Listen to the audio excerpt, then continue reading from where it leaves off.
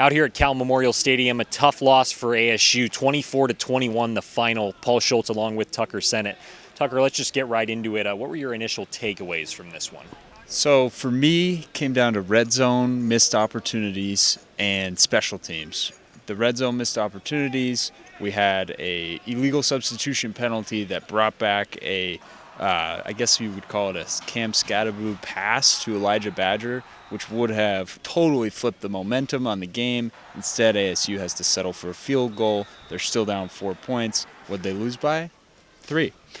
That's the difference in the game. The other major issue for ASU today was the special teams, particularly the punting unit.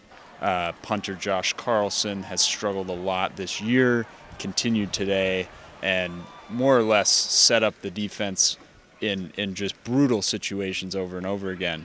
And punt returner Melquan Stovall struggled in some moments today as well.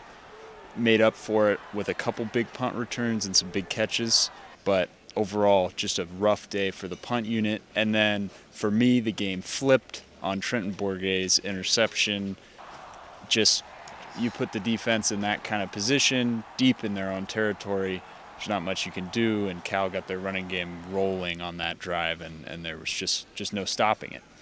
I think we've seen problems with this special teams unit, particularly on the punting side, for a couple games now, but I was kind of shocked with the disciplinary issues, with the penalties, stuff like that. Yes. That's really not something we've seen a whole lot of so far this year, No. at least not recently. No, ASU's been particularly clean the last 2 games or so.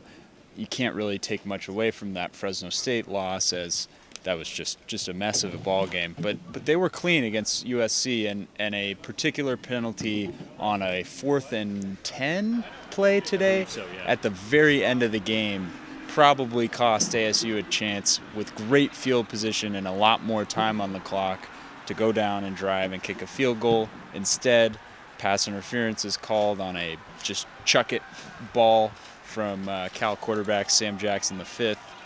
And luckily, the ASU defense was able to get a stop on the goal line, but it was a stop on the goal line. So they had to start on the 1-yard line, and it's always going to be tough from there. So to tie a bow on this whole thing, the quarterback carousel, it's been, one after another after Jaden Rashada went out after the first 2 games. Gosh, ASU's sitting at 1-4 now. It's just kind of a gamble each week to see who's going to go under center. Bourguet, had that scare, I guess you could call it, but did stay in for the rest of the game. Do you stick with him? Where do you think you go moving forward?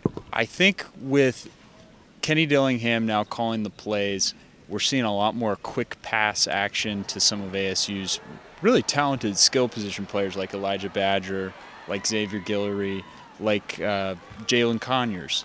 And I think you stick with Bourguet just for the sake of continuity. There've just been too many quarterbacks in one season. Pine struggled in moments against USC. Yes, he showed some things, but I think you just got to stick with Bourguet from here on out as long as he's healthy. And obviously, he did take a shot today, was able to come back into the game.